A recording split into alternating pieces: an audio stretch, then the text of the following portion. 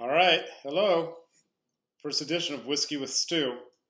A lot of people tell me that I should keep doing this Drinking with Stew series that I did when COVID started, but I only knew like 4 or 5 drinks.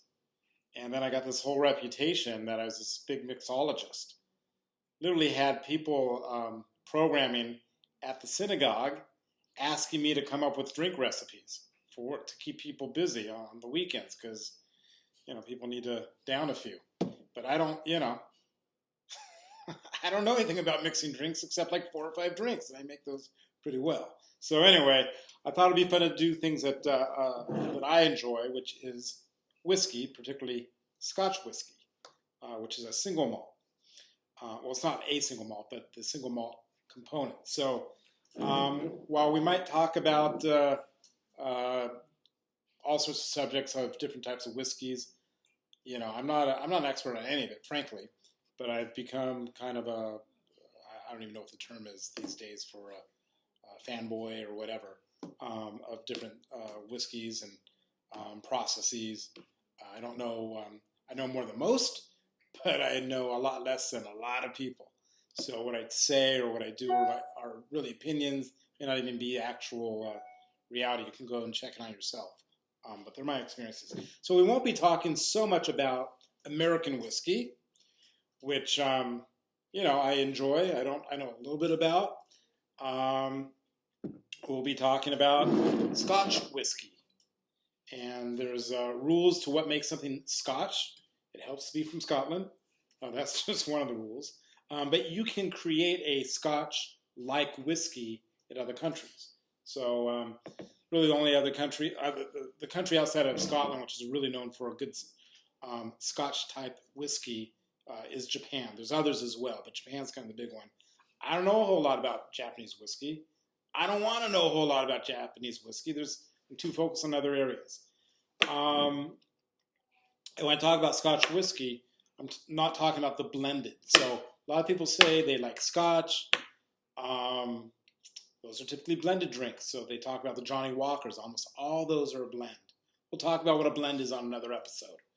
I'm kind of focused in on the single malt, which take a bunch of single malts and mix them together. You got to blend. It's a little more complicated than that. That's the general idea. 90 to 95% of Scotch whiskey is blended. So we're talking about, that other 5 or 10% single malt. Here's a pretty inexpensive one I found a few years ago at Trader Joe's. 10-year bottle. Not particularly expensive. Not the greatest single malt I had in the world, but not bad for what it was. I think it was like $20, $30. So you can spend $20 or $30 for a bottle. You can spend, sky's the limit on anything these days, right? But for what's known to be a really decent, good, strong single malt Scotch, you're probably looking somewhere between $60 to $150 a bottle. And before you start freaking out about that price, think about how much you spend when you go to the bar. You could have 3 drinks and presto, it's, $100 bar tab. So we can talk about all sorts of things like that. It's not going to be well presented. In fact, I was thinking about doing these live. Problem is, there may be times I want to show you a picture of something, or I may want to freeze it, so I don't want to do a lot of editing. Just want to let it flow. You can see it's daylight. We're not going to be doing a lot of drinking during the daylight hours. I have a job. You don't want your real estate agent drinking on the job. Maybe you do. No, I'm your guy. No, I'm not. But so we're going to do a few of those. Oh, one other thing. This sort of stuff, it may say whiskey on it. It ain't whiskey. All right? This stuff works well in like a hot tea, like a hot toddy, right? So there's your mixing. Or if you have to take shots, and we don't take shots on this channel or this page or wherever I'm going to wind up putting this stuff, you can shoot this. You can't drink this. This is like cough syrup. But when you shoot it, it tastes pretty good. But you don't shoot it, right? Okay, so tonight with that said, tonight I'm going to open up a bottle that my favorite son gave me for my birthday, which was 2 days ago. Now that he's 21, a little numerology here, backwards is 12. So he got me a bottle of 12-year Macallans. All right? So we'll talk about what it is to be a Scotch whiskey. There's rules and stuff like that. I don't know all of them, but I know the main ones. One of them is it has to be, one of these, has to be in a barrel stored away for 3 years and 1 day. Then that's one component of being a Scotch whiskey. Most of the blends are put away for about 3 years and 2 days, and then they send them off to be blended together. Okay. Again, a Johnny Walker. I don't even drink that many blends. I almost never do. And we'll talk about when, if you want to try a Scotch, when you want to try a blend, and when you don't want to try a blend. I have my own taste for that. Anyway, so he got me the Macallan's 12. I think it goes for somewhere around $55 plus or minus. I believe I saw it actually at Costco this morning. Quick thing about single malts, they're way too expensive. They've really gone up in price over the last 10 years. This thing used to go for $22 10 years ago. Now they're $55. It's a lot of inflation in Scotch, but if people are paying for it, maybe it's not inflated, right? But my personal opinions are they cost too much money. That said, Macallan's is sort of an easy, good way to start off if you want to start drinking Scotch whiskies. All right? It's from a region in Scotland known as Speyside. Some people call it Speyside. Who cares? I don't want people telling me how to pronounce things. I don't know how to pronounce them.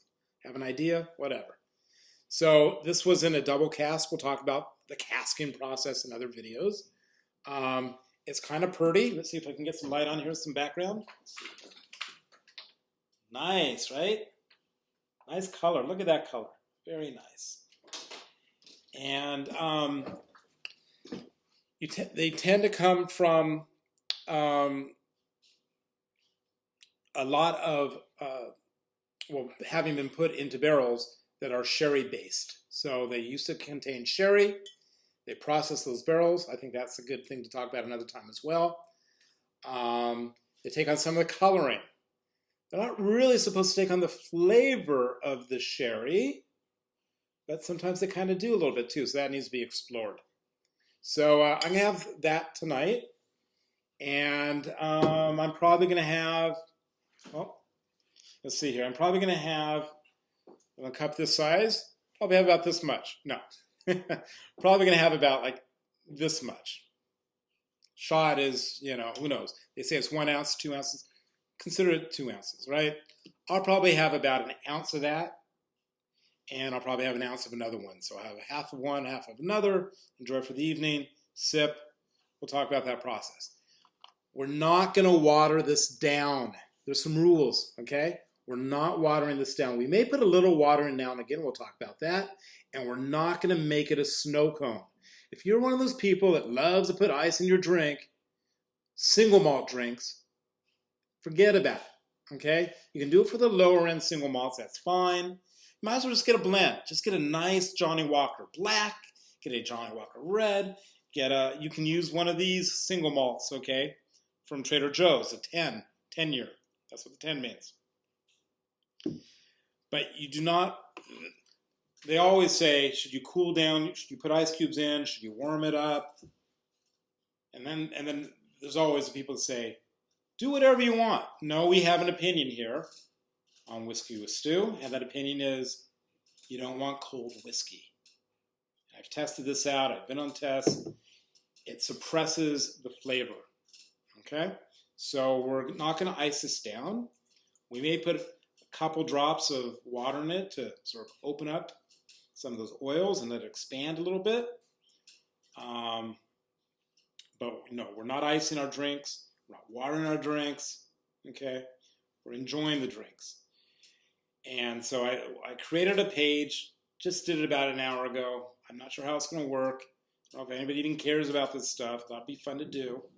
And that's where I'm going to try to put these videos onto or go live on there. I may do them onto my webpage for a little bit, but I don't want, people who are checking me out as a real estate agent to see all these Scotch videos, right?